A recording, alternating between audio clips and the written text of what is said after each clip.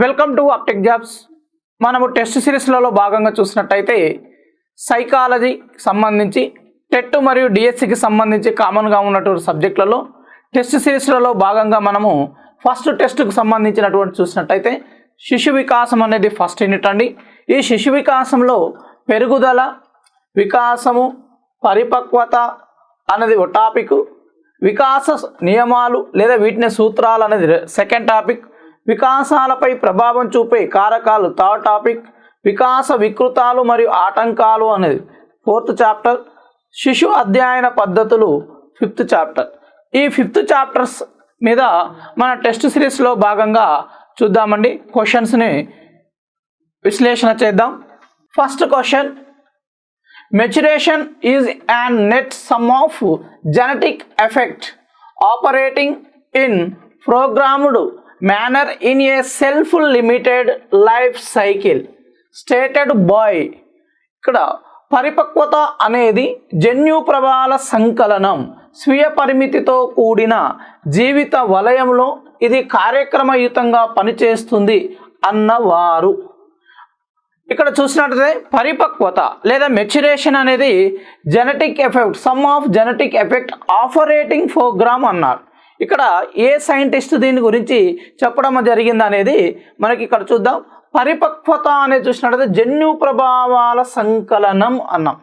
ఇక్కడ net of some genetic effect operating, ఇక్కడ చూసినట్టయితే మనకు ప్లానింగ్ అని వచ్చినట్లయితే, ప్లానింగ్ అనేది ఉంచినట్లయితే, ప్లానింగ్ అనే వర్డ్ కాక ఉన్నట్లయితే మనకి ఇక్కడ క్రైగ్ అనేది కరెక్ట్ ఆన్సర్ అవుతుందండి.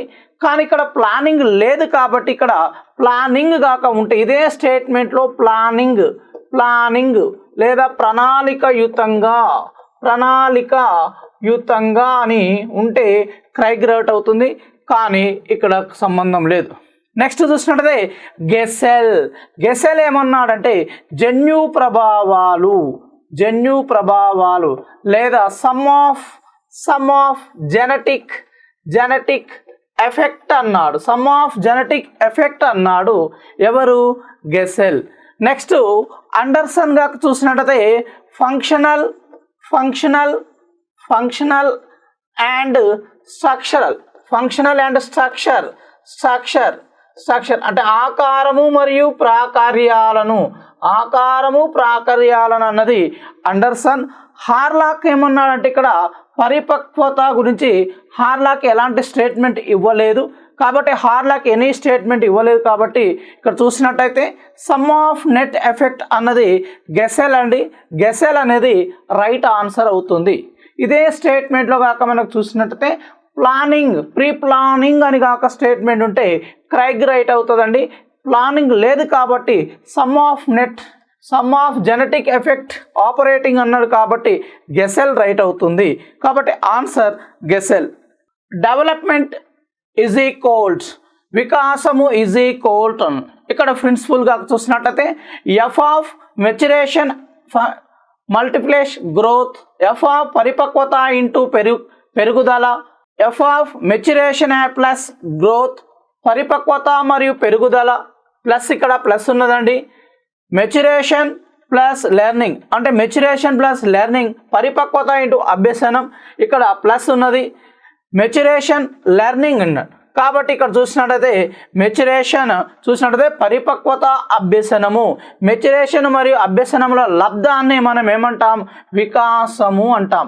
కాబట్టి కరెక్ట్ ఆన్సర్ ఇక్కడ ఏంటండి 4. ఎఫ్ అనేది చూసినట్లయితే ఫ్రీక్వెన్సీ అంటాం. ఎఫ్ మీన్స్ ఫ్రీక్వెన్సీ అంటాం. దీన్ని పౌనపుణ్యం. వికాసము అంటే వికాసము is equal maturation and learning, పరిపక్వత ఇంటూ అభ్యసనంలో లబ్ధాన్ని మనం వికాసం అంటాం కాబట్టి correct answer 4th. Maturation refers to the emergency of organism genetic potential. It consist of a series of program changed. This was study by ఇక్కడ చూడండి.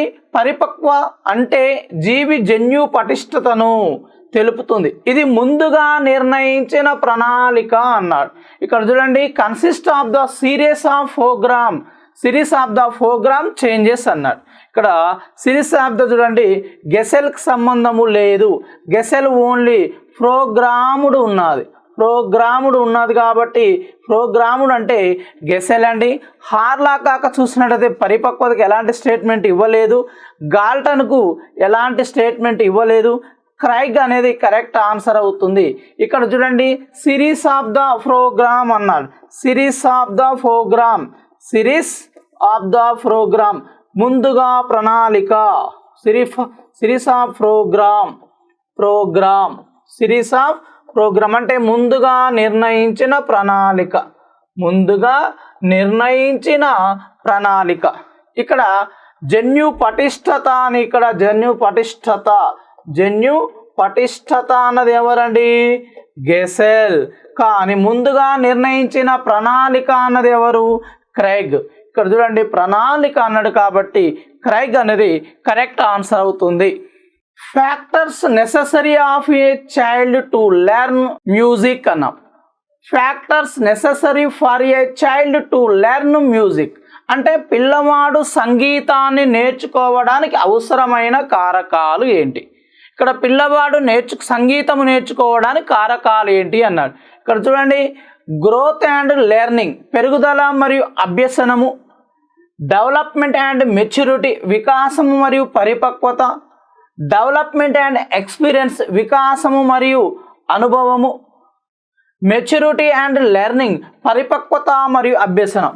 పెరుగుదల ఉండగానే సరిపోదు, అభ్యసనం కావాలి. తర్వాతకి వికాసము మరియు పరిపక్వత సంబంధము లేదు, డెవలప్మెంట్ అండ్ ఎక్స్పీరియన్స్ ఇది కూడా సంబంధం లేదు. ఇక పరిపక్వత అనేది మరియు అభ్యసనము రెండు కూడా సంబంధం ఉన్నది. కాబట్టి అవసరమైన కారకాలు అని చెప్పినట్లయితే, అవసరమైన కారకాలు కాక చూసినట్లయితే ఇక్కడ మనకు పరిపక్వత అభ్యసనం అనేది కరెక్ట్ ఆన్సర్ అవుతుంది. కాబట్టి 4 answer. One of the following statement is true. ఈ క్రింది వాటిలో సరైన ప్రవచనం ఏది అన్నారు. ఇక్కడ చూడండి, development is a short term process, development is a long term process. వికాసము దీర్ఘకాలిక ప్రక్రియ, ఇది కాదు. There are no individual differences in development. వికాసములో వైయక్తిక భేదాలు ఉండవు అన్నాడు. ఉంటాయి, individual differences. Development is a individual differences process అంటాం. కాబట్టి వికాసంలో వైయక్తిక భేదాలు ఉంటాయి. సో ఇది కూడా కాదు. Next, development is not uniform in all the developmental stages. వికాసము అన్ని అభివృద్ధి దశల్లో ఒకే విధంగా ఉండదు, ఇది కూడా కరెక్టే. Next, development is not predictable. వికాసాన్ని ప్రాగుక్తీకరించలేము అన్నాం. ఇక్కడ ప్రెడికేటబుల్ అన్నమాట, ప్రాగుక్తీకరిస్తాము. డెవలప్మెంట్ ఈజ్ ఏ ప్రెడికేటబుల్ కాబట్టి వికాసాన్ని మనం ప్రాగుక్తీకరించలేము. కాబట్టి ఇక్కడ ఏంది? సరి అయినది కాబట్టి మనకి ఇక్కడ ఇది సంబంధము లేదు.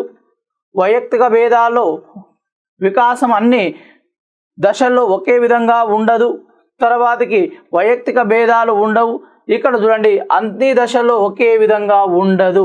కాబట్టి కరెక్ట్ ఆన్సర్ కాక చూసినట్టయితే మనకు 3rd ఆన్సర్ అనేది కరెక్ట్ అండి. ఇక్కడ చూడండి, ఇక్కడ ఈజ్ ట్రూ అన్నాడు, సరైన ప్రవచనము అన్నాడు. కాబట్టి సరైన ప్రవచనము 3rd అండి. ఇక్కడ స్వల్ప ఇది లాంగ్ టర్మ్ అండి, షార్ట్ టర్మ్ పీరియడ్ కాదండి, లాంగ్ టర్మ్ పీరియడ్. కాబట్టి long term period. Next, individual differences ఉంటాయి, ఇక్కడ వైయక్తిక భేదాలు ఉంటాయి. నెక్స్ట్, ఇక్కడ చూసిన వికాసం అన్ని అభివృద్ధి దశల్లో ఒకే విధంగా ఉండదు, ఇది కరెక్ట్ ఆన్సర్. కాబట్టి ఈ 3 రాంగ్. కాబట్టి ఇక్కడ ఆన్సర్ ఏంటంటే 3rd అనేది కరెక్ట్ ఆన్సర్. ఇట్స్ ట్రూ అన్నాడు, ఈజ్ ట్రూ అన్నాడు, సరైన ప్రవచనము అన్నాడు. కాబట్టి 3rd answer right. The process direction of infant development అన్నాం. ఇన్ఫెంట్ డెవలప్మెంట్ శిశువు వికాసం యొక్క ఖచ్చితమైన దిశ అన్నారు. శిశువులో వికాసం అనేది చూసినట్టయితే ఖచ్చితమైన దిశను కాక చూసినట్టయితే శిరస్సు నుండి శరీర భాగాలకు, శరీర భాగాల నుండి దేహ మధ్య స్థానానికి, ఇది wrong. From head to body parts and from the part of the body to the centre of the body, ఇది కాదు. Next from the part of the body to head and from the centre of the body to body part, శరీర భాగాల నుండి శిరస్సుకు, దేహ మధ్య భాగం నుండి శరీర భాగాలకు, ఇది కాదు. Next from head to heel and from the centre of the body to body parts, శిరస్సు నుండి పాదాభిముఖము, శరీర కేంద్రం నుండి శరీర భాగాలకు, ఇది మనకు రావడానికి అవకాశం ఉన్నది. Next from head to centre of the body and from to foot the body parts, శిరస్సు నుండి దేహ మధ్య స్థానానికి మరియు పాదాల నుండి శరీర భాగాలకి. ఇక్కడ మనకు చూసినట్టయితే రెండు స్టేట్మెంట్లు ఉన్నాయండి. ఇక్కడ మనకు డెవలప్మెంట్ అనేది చూసినట్టయితే హెడ్ టు ఫుట్ అండి. Next centre to body parts, centre to body parts. కాబట్టి ఇక్కడ వికాసము యొక్క ఖచ్చితమైన దిశ, the process of direction in the front development అన్నాడు. కాబట్టి థర్డ్ ఆన్సర్ అనేది correct answer.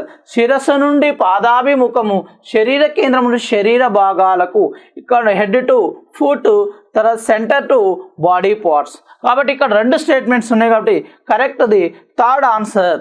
Sunil and Anil, Sunil and Anil ఇక్కడ మనం ఆల్రెడీ క్లాస్లో డిస్కస్ చేశాము. Individual differences, 2 persons 2 factors difference గా చూసినట్లయితే ఇండివిజువల్ డిఫరెన్సెస్ అని మనం అనుకున్నాము. కాబట్టి ఇక్కడ Sunil 1 person and Anil 2nd person belong to the same family. Sunil started walking at the age of 9 months and Anil started walking at the age of 12 months. The above situation refer to the following development principle. అంటే ఒకే కుటుంబంలో పుట్టిన సునీల్ అనిల్ ఇద్దరు కూడా ఒకేసారి జన్మించారు. సునీల్ ఎప్పుడు చూసినట్టయితే 9 monthsకు నడవడం మొదలు పెడితే అనిల్ 12 monthsకు నడవడం మొదలుపెట్టాడు. ఇందులో దాగి ఉన్న సూత్రం ఏది అన్నారు. సో మనకు ఇద్దరి మధ్య కంపారిజన్, ఇద్దరి మధ్య భేదాలు చెప్తున్నప్పుడు మనం వైయక్తిక భేద నియమం అన్నాం. కాబట్టి ఇక్కడ డైరెక్ట్గా మనం ఈజీగా ఐడెంటిఫై చేయవచ్చండి. ఫస్ట్ది development is a continue process. So కాదు. వికాసం అవిచ్ఛిన్నంగా సాగుతుందంటే కాదు.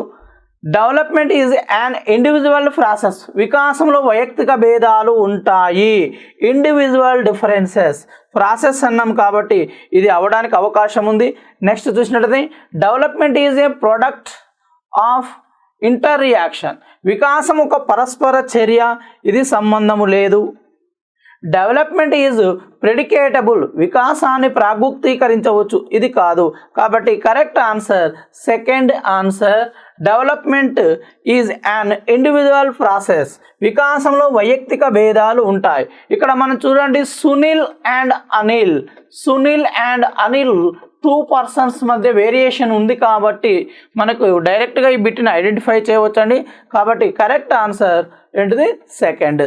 Language development start with chewing, babbling and gurgling leads to conservation as per the principle అన్నారు. ఇక్కడ భాష అనేది చూసినట్లయితే భాషా వికాసం మొదటగా కేరింతలు, ముద్దు పలుకులు ప్రారంభమై క్రమంగా సంభాషణలకు దారి తీయడానికి సూచించే వికాస నియమము అన్నాం. ఇక్కడ చూడండి మనకి 2-3 అంశాలు అన్నాం. ఒక అంశం గురించి చెప్తే మనం ఏమన్నాం, ప్రిన్సిపల్స్ ఆఫ్ కంటిన్యూయస్, అవిచ్ఛిన్న నియమము అన్నాం. ఇక్కడ 2-3 అంశాలు ఉన్నాయి. ఫస్ట్ చూడండి భాషా వికాసం మొదటగా కేరింతలు అన్నాడు, తర్వాతకి ముద్దు పలుకులు అన్నాడు, తర్వాతకి సంభాషణ అన్నాడు. 3 అంశాలు ఉన్నాయి. కాబట్టి ఇక్కడ చూడండి ప్రిన్సిపల్ ఆఫ్ ఇండివిజువల్ డిఫరెన్సెస్, ఇక్కడ 2 persons లేరు కాబట్టి వికాసంలో వైయక్తిక భేదాలు ఉంటాయి, ఇది కాదు. ప్రిన్సిపల్ ఆఫ్ కంటిన్యూయింగ్, వికాసం అవిచ్ఛిన్నంగా సాగుతుంది, అవిచ్ఛిన్నంగా సాగుతుంది అన్నప్పుడు ఇది సంబంధం లేదు. ఇక్కడ ఒకటే విషయం కాదు. Principle of uniformity of pattern. కాబట్టి ఇది వికాసం ఒక ఖచ్చితమైన నమూనాను అనుసరిస్తుంది. మనము ఆల్రెడీ క్లాస్లో డిస్కషన్ చేశాము. ఏం చేశాము? 2-3 అంశాల గురించి కాక మనం ఏదైనా విషయం చెప్తే అది అవిచ్ఛిన్న నియమము అవుతుంది అన్నాం. ఏది అవిచ్ఛిన్న నియమం సంబంధం లేదు, ఇక్కడ ఖచ్చితమైన నియమం అనుసరించినది. ఒకటే విషయం గురించి చెప్తే అవిచ్ఛిన్న నియమం అండి, ఖచ్చితమైన నమూనాను అనుసరిస్తుంది, యూనిఫార్మిటీ అన్నాం. ఫర్ ఎగ్జాంపుల్ ఎల్ఎస్ఆర్డబ్ల్యూ ఇలా 3-4 విషయాలు ఉన్నాయి. కాబట్టి ఒకటి కేరింతలు, ముద్దు పలుకులు, సంభాషణ. ఫస్ట్ స్టేజ్ చూసినట్టు చూయింగ్, బబ్లింగ్ అండ్ గ్రిల్లింగ్ ఇలా 3 అంశాలు ఉన్నాయి. కాబట్టి ఇలా మనకేందండి, వికాసం ఒక ఖచ్చితమైన నమూనాను అనుసరిస్తుంది, principle of uniformity of pattern. కాబట్టి correct answer third. At first the child used whole hand to hold the thing, later the could hold by the fingers. Here the development principle is. First the child used whole the hand. First child whole the hand అంటే total చేతిని పట్టుకున్నాడు, అంటే చేతిని మొత్తం ఉపయోగించాడు first. And later then hold the by the finger అంటే కొద్ది సమయం తర్వాతకి, కొన్ని రోజుల తర్వాతకి ఫింగర్స్ మాత్రమే ఉపయోగించాడు. ఇక్కడ చూడండి, మొదట పిల్లవాడు వస్తువును పట్టుకోవడానికి మొత్తం చేతిని ఉపయోగించి తర్వాత చేతి వేళ్లతో పట్టుకోగలడానికి గల సూత్రం ఏది అన్నాడు. ఇక్కడ చూడండి, మనం ముందే అన్నాం అన్ని, కొన్ని, అందరూ, ఒక్కరు. మొదటగా అన్ని చేతి వేళ్ళు అన్నాం, డిస్కషన్ చేసిన. Total whole the fingers, total the whole the hands అన్నాడు ఆఫ్టర్ ఫింగర్స్. కాబట్టి ఇక్కడ చూడండి, principle of individual differences, so correct కాదు. Principle of uniformity of pattern, ఇక్కడ 2-3 అంశాలు లేవు కాబట్టి ఇది కరెక్ట్ కాదు. Principle of proceeding from general to specific, వికాసము సాధారణము నుండి నిర్దిష్ట నియమం అనేది కరెక్ట్ అండి. మొదటగా ఏంది? సాధారణం, అందరూ చేతిని పట్టుకొని రాయడము సాధారణం, తర్వాతకి ఫింగర్స్తో మాత్రమే రాయడము నిర్దిష్టం. కాబట్టి వికాసము సాధారణ దిశ నుండి నిర్దిష్ట దిశగా సాగుతుంది. కాబట్టి principle of proceeding from general to specific, correct answer third answer. Cephalocaudal development, శిరోపాదాభిముఖ వికాసము అన్నాం. Cephalocaudal first head to foot. ఎక్కడ స్టార్ట్ అవుతుందండి? హెడ్లో స్టార్ట్ అవుతుంది డెవలప్మెంట్ అనే తర్వాతకి ఎక్కడి నుండి? ఫుట్ వైపు వెళ్తుంది, అంటే బాడీ పార్ట్స్ వైపు వెళ్తుంది. చూడండి, ఇక్కడ చూడండి, అనుదైర్ఘ్య పద్ధతిలో శిరస్సు నుండి పాదాభిముఖంగా జరుగుతుంది, పాదాల నుండి శిరస్సు వైపు జరుగుతుంది, శిరస్సు పాదాల్లో ఒకేసారి జరుగుతుంది, శిరస్సు పరిమాణంపై ఆధారపడుతుంది. ఇక్కడ చూడండి, అనుదైర్ఘ్య పద్ధతిలో శిరస్సు నుండి పాదాభిముఖంగా జరుగుతుంది. So proceeding in the direction of longitudinal axis, that is from head to foot. అనుదైర్ఘ్య పద్ధతిలో శిరస్సు నుండి పాదాభిముఖంగా జరుగుతుంది. First answer. Proceeds from foot to head కాబట్టి ఇది రాంగు. పాదాల నుండి శిరస్సు వైపు జరుగుతుంది, ఇది wrong. Is done at a time in head and feet, అంటే శిరస్సు పాదాలు ఒకేసారి జరుగుతుంది, ఇది wrong. Depend on the size of the head, తల పరిమాణంపై ఆధారపడుతుంది, ఇది రాంగు. కాబట్టి first answer proceed in the direction of longitudinal axis that from to head. కాబట్టి అనుదైర్ఘ్య పద్ధతిలో శిరస్సు నుండి పాదాభిముఖంగా జరుగుతుంది, ఇది కరెక్ట్ ఆన్సర్.